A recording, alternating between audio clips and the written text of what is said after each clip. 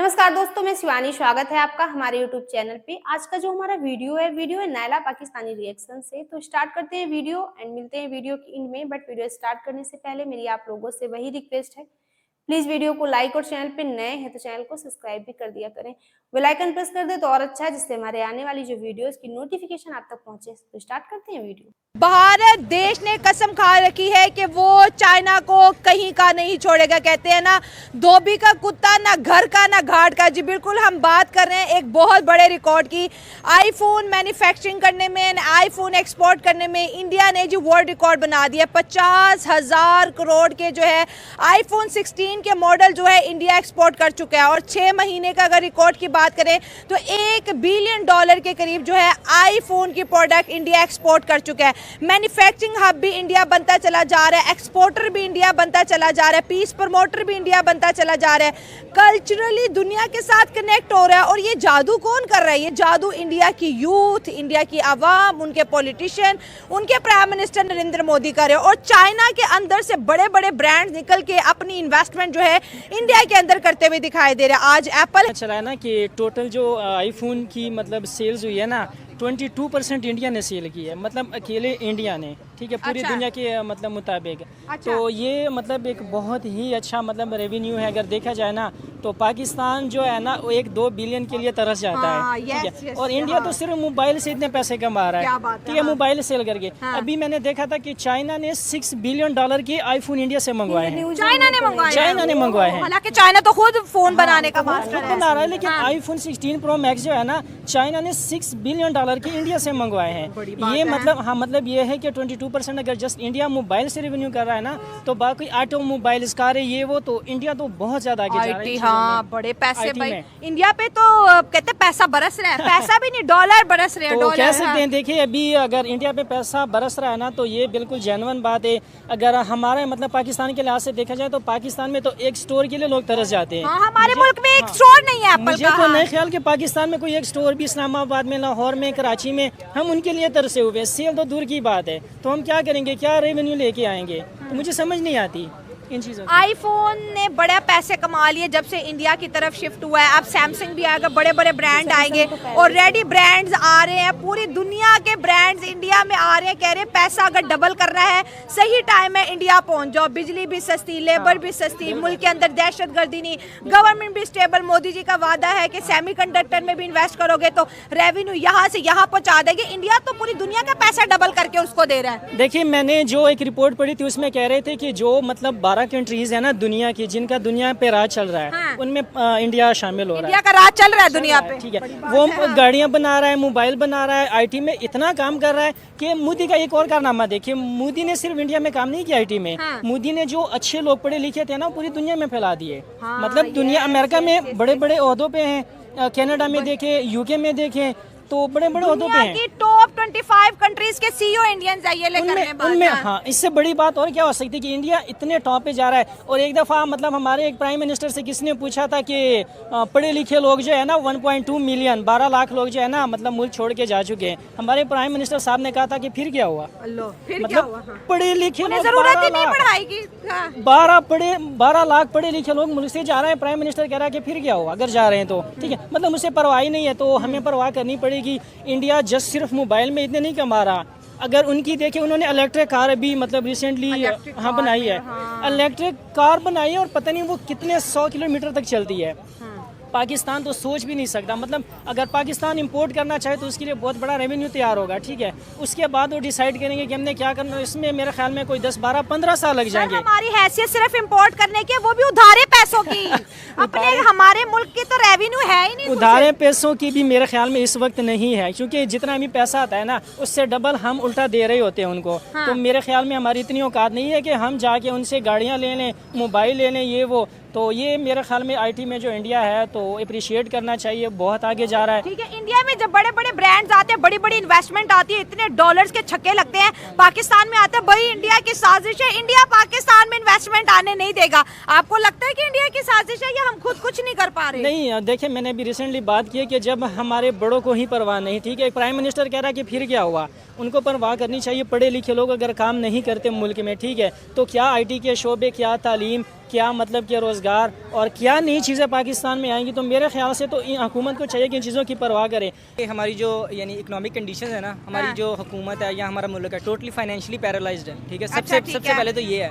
और दूसरे जो इशूज़ हैं पाकिस्तान में, सबसे बड़े जो इस वक्त क्राइसिस का पाकिस्तान को सामना है वो है सिक्योरिटीज़। अब देखें, आपको पता है जिस तरह यानी इसराइल है, ठीक है, वो पूरी यानी एक हब है, पूरी दुनिया की इकोनॉमी इसराइल के कंट्रोल में है। इंडिया में उसके बहुत ज़्यादा शेयर्स हैं, पूरी दुनिया में उसके शेयर्स हैं। ठीक है, अब पाकिस्तान में सबसे जो बड़ा मसला है वो सिक्योरिटीज़ का है। फॉर एग्जांपल, अगर एप्पल कल अपना इधर लॉन्च कर देता है, अब मैकडोनल्ड उन्होंने किसी ना किसी तरह यानी इस तरह, क्योंकि हमारी इस्लामिक ऑर्गेनाइजेशन, पूरी हुकूमत भी इस्लामिक और कल्चर भी सारा इस्लामिक है, तो अब उनका एप्पल का बहुत ज़्यादा लिंक है इसराइल से। ठीक है, कल उनका स्टोर बन जाता है तो हम उनको सिक्योरिटी नहीं दे सकते कि हमारे लोग आके, अब जैसे रिसेंटली हमने देखा होगा पेशावर की एक ऑर्गेनाइजेशन मैकडोनल्ड्स के कई डिपार्टमेंट्स पे हमला किया है। ठीक है, तो ये मसले हैं पाकिस्तान में। इस वजह से जिस तरह अब बहुत ज़्यादा बड़े और भी ब्रांड्स हैं, जिस तरह वो एक्सट्रीमिज्म की वजह से भी आप कह रहे हैं कि ब्रांड बाहर के नहीं आते, सिक्योरिटीज नहीं दे सकते। अब इधर से 1 लाख या 50,000 कोई लोग निकल आए, उस पर हमला कर दिया उनके स्टोर्स पे या कुछ भी, जाहिर बात है उनकी एक इंटरनेशनल इमेज खराब होगी। इस वजह से पाकिस्तान के जो मेन मसले हैं ना, ये हैं सबसे इन्वेस्टमेंट। और अगर इंडिया की बात करें तो वहाँ पर ऐसे टैक्स होने का हमला नहीं है, वहाँ पे नहीं है, क्योंकि उनकी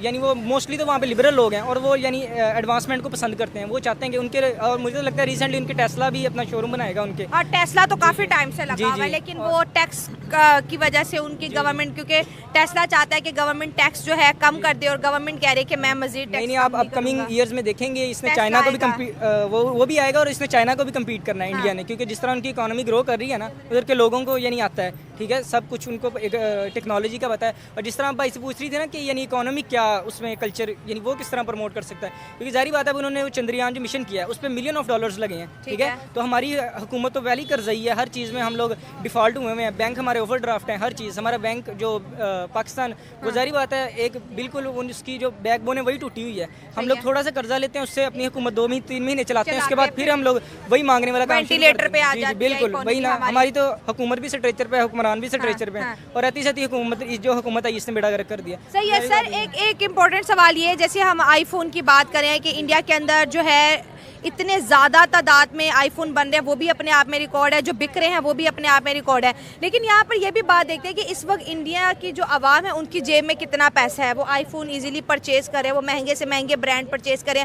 आप देखिए जो ब्रांड्स हम यूरोप में, अमेरिका में देखते थे, आज वो ब्रांड्स के आउटलेट आपको जो है इंडिया में मिलेंगे। ब्रांड्स ऐसे तो किसी गरीब मुल्क में नहीं ना आ जाते, वो उसी मुल्क के अंदर जाते हैं जिनको लगता है कि भाई इस पब्लिक के जेब में पैसा है। हमारे मुल्क में आज भी ये नैरेटिव बिल्ड किया गया है कि भाई पाकिस्तान की आवाम बड़ी अमीर है, इंडिया की आवाम जो है गरीब है। नहीं, ये देखिए ना कि उनकी आबादी कोई 2-3 लाख तो है नहीं है, 1.5 बिलियन के करीब उनकी आबादी। अब ये तो नहीं हो सकता कि सारी गरीब है। पाकिस्तानी आवाम ने उनको एज अ गरीब दुनिया के सामने पेश किया, वो हमारे दुश्मन है, हम उनको जितना मर्जी कही जाए, लेकिन हमें उनकी तरक्की माननी पड़ेगी। और ये एक यूनिवर्सल ट्रुथ है कि वो बहुत तेजी से ग्रो कर रहे हैं, इकोनॉमिकली भी और हर चीज़ से वो आगे जा रहे हैं हमसे। तो जाहिर बात है अगर जहाँ पे गरीब आवाम है वहाँ पे अमीर भी बहुत ज़्यादा है। आप उनके यानी वो महाराष्ट्र उनकी स्टेट है, वो एक बहुत ज़्यादा अमीर वहाँ पे बहुत ज़्यादा है, जाहिर बात है हर चीज़ की। इसकी दूसरी रीज़न ये भी है ना, जो इंडिया के लोग हैं ज़्यादातर, चाहे वो बॉयज़ हो जाए गर्ल्स हो, सोशल मीडिया का बहुत ज़्यादा यूज़ करते हैं। यानी कि सबसे ज़्यादा यूट्यूब चैनल इंडिया के हैं, सबसे ज़्यादा प्लेटफॉर्म वो यूज़ करते हैं। IT एक्सपर्ट्स उनके पास है पूरी दुनिया में। आप देखिए इंडिया की इकोनॉमी को बूस्ट करने में कहीं ना कहीं पे उनके IT का भी तो रोल रहा है ना। इसीलिए ना, तो जब जैसे अब ज़्यादा यूट्यूबर होंगे तो वो ज़्यादा कोशिश करते हैं ज़्यादा से अच्छा फ़ोन हो, आईफोन हो उनके पास, कंटेंट क्रिएटर होते हैं, फिर उनके पास टेक्नोलॉजी परचेज करने का इंटरेस्ट है के लिए, फिर ज़्यादा इसलिए उनको ये ज़्यादा सेल होती है इनकी चीज़ें, आईफोन वगैरह ज़्यादा सेल होंगे क्योंकि उधर ज़्यादा यूट्यूबर वगैरह हैं, ज़्यादा टिकटॉकर वगैरह, इंस्टाग्राम कितने यूज़र हैं, उनके आम से आम भी लोगों के 20 मिलियन 25 मिलियन इतने होते हैं फॉलोअर वगैरह। तो फिर जब वो उधर से पैसा कमाते हैं तो फिर इन्वेस्ट करते हैं, अच्छे फ़ोन। सो फ्रेंड, ये थी आज की वीडियो। एप्पल ने भारत से $600 करोड़ के आईफोन एक्सपोर्ट कर चीन की बेचैनी बढ़ा दी है। इतने आंकड़े चीन को टेंशन देने के लिए काफी हैं, क्योंकि एप्पल का कारोबार भारत में बढ़ रहा है। अगर हम देखें तो 6 महीने में यानी सितंबर तक भारत एप्पल आईफोन एक्सपोर्ट करने में 30% बढ़ गया है। भारत की बढ़ती इकोनॉमी को देखते हुए यहाँ पर विस्तार करी अमेरिकी जो कंपनियां हैं उनको नतीजे नजर आ रहे हैं। भारत तेजी से एप्पल का आईफोन हब बनता जा रहा है और जो कंपनियां हैं वो हर दिन नए रिकॉर्ड बना रही हैं।